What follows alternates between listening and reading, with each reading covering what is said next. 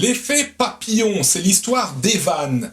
Evan, c'est un homme qui a un passé pour le moins tourmenté, puisque dans son enfance, il a été victime de pédophilie et que son père, qu'il n'a jamais connu, a été enfermé dans un hôpital psychiatrique, il lui a rendu visite une fois et il a voulu l'étrangler.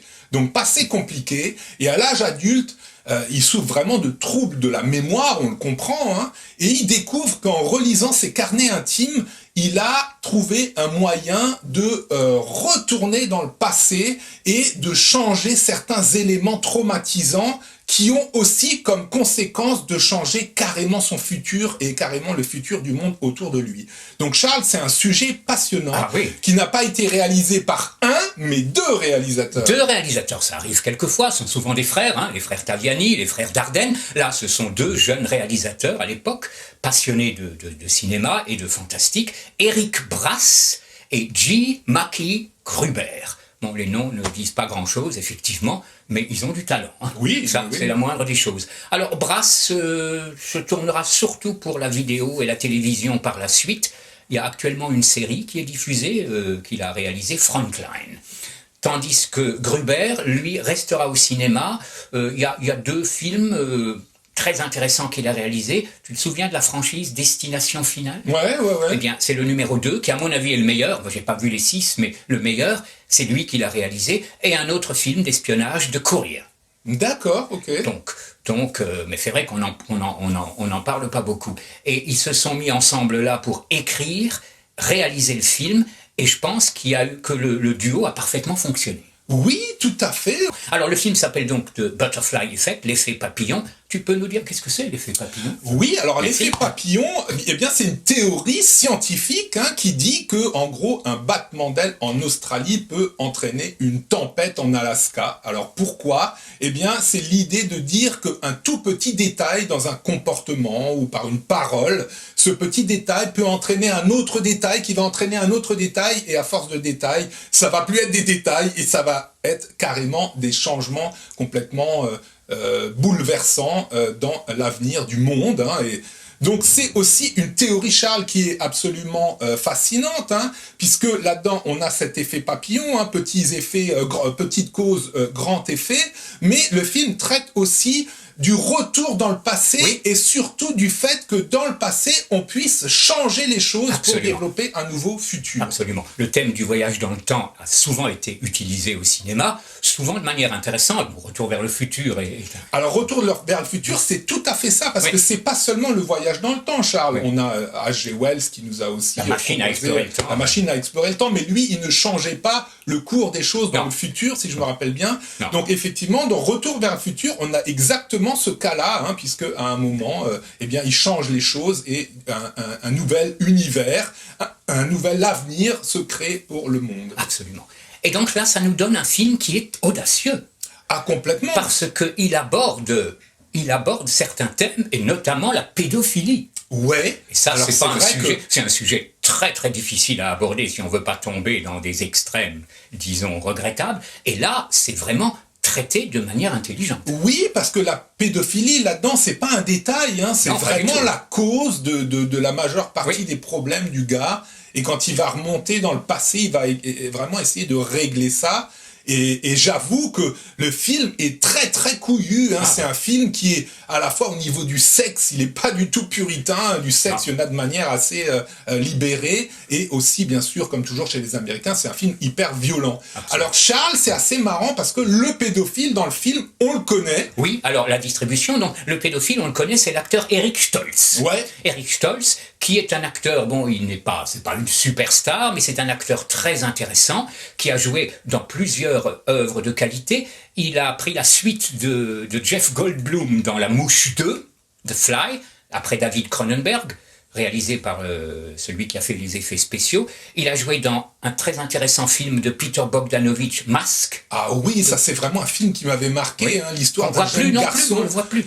L'histoire d'un jeune garçon qui a le visage complètement déformé à la Elephant Man, et sa mère traîne avec des Hells Angels. C'est un film vraiment assez hors du commun. À découvrir, la mère étant jouée par la chanteuse Cher. Ouais, et à l'époque, Eric Stoltz, justement, il était très jeune, il avait 13 ans à peu près. Et la violence, il connaît puisqu'il a aussi joué pour Tarantino Donc Killing Zoo d'abord, le film de Roger Avary. Un film intéressant aussi qu'on traitera sur. Ah oui, moi je trouve très intéressant, très violent, très du brut de brut. Ouais.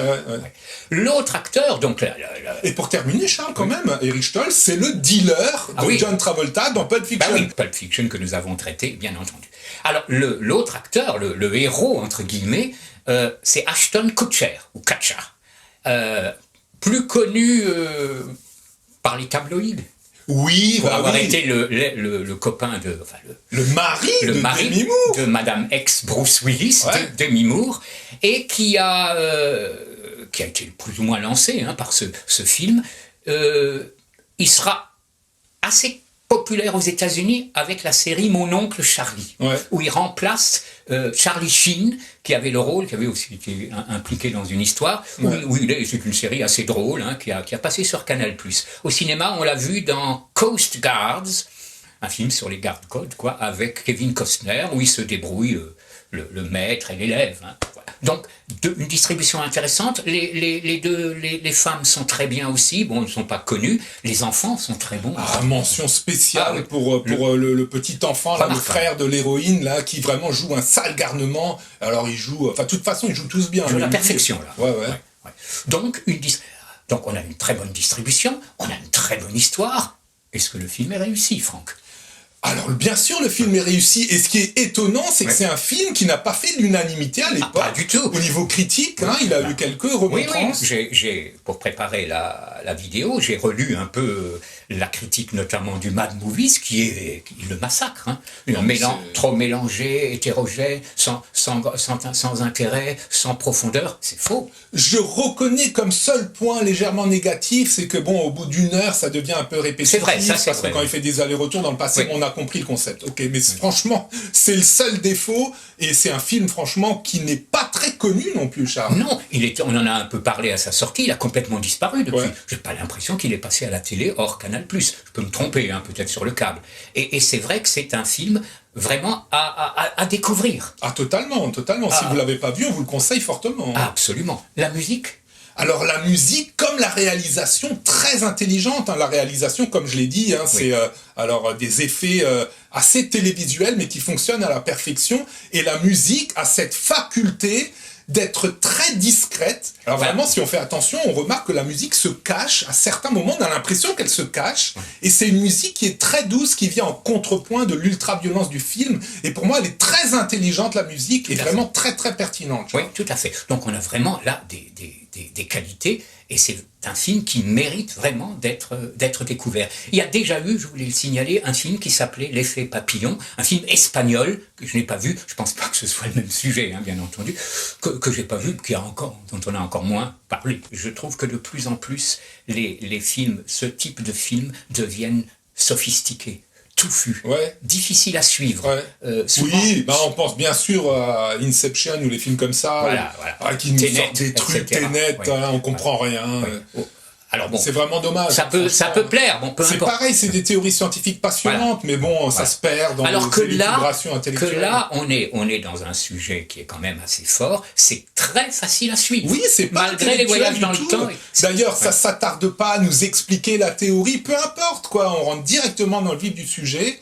Alors Charles, c'est un film qui m'a vraiment surpris par sa violence. C'est un film qui est très dur, et au niveau sexe, violence, ça n'y va pas de main morte. Je pense que les censeurs en France ont dû dormir, interdit au moins de 12 ans. Je comprends pas trop, Alors, il y a vraiment, en me plongeant dans la vie d'Ashton Kutcher, il y a vraiment un fait qui m'a vraiment étonné. C'est que 2 ans seulement avant le tournage, Ashton Kutcher habitait Los Angeles et il avait, je crois, une aventure, ou bref, il devait chercher une copine pour aller à une soirée, et il avait un peu de retard. Et quand il arrive, il sonne, la copine ne répond pas, il regarde par la fenêtre, puis il voit des taches, il dit tiens, elle a renversé du vin, ou je sais pas quoi, et puis il se dit sans doute qu'elle est déjà partie, et puis il part. Et là, il se rend compte le lendemain, il apprend que cette femme a été pratiquement massacrée, pratiquement décapitée par un tueur en série, et s'il était passé 10 minutes plus tôt, il aurait peut-être pu la sauver. Donc je me demande s'il n'y a pas un lien de cause à effet, de se dire tiens, un petit détail peut changer l'avenir du monde.